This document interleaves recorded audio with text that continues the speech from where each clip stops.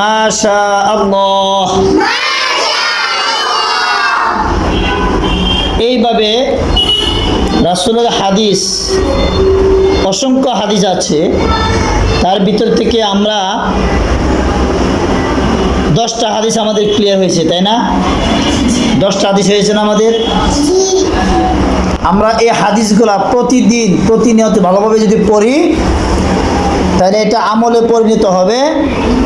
এই আমল যদি আমরা চালিয়ে যেতে পারি, এই আমল যদি জারি রাখতে পারি, তাহলে আমাদের এই হাদিসটুকু যতটুকু পড়েছি, যত আমরা হাদিস পড়েছি, সবগুলো আমাদের কি জেহানে থাকবে, ছুটবে না।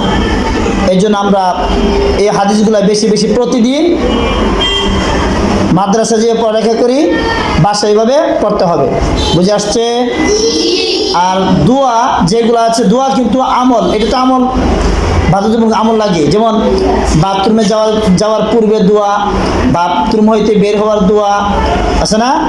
একবার মনে করেন খাবার দাবার থেকে নিয়ে, খাবার সামনে আসলে দোয়া, খাবার শুরুতে দোয়া, খাবার শুরুতে বিসমিল্লাহ ভুলিয়া গেলে কোন দোয়া পড়িতে হয়, দোয়া। বুঝে আসছে?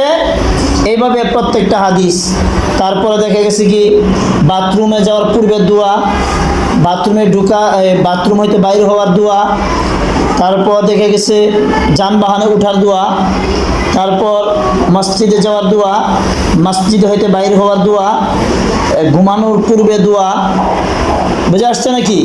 বা ঘুমানোর পূর্বে দোয়া, ঘুম থেকে উঠার দোয়া, হ্যাঁ, ইত্যাদি যত দোয়াগুলো আছে, এই দোয়াগুলো যদি আমরা ঠিক মতো প্রতিনিয়ত যে আমল করি, তাহলে আমাদের দোয়াগুলা স্মরণ থাকবে। কি থাকবে?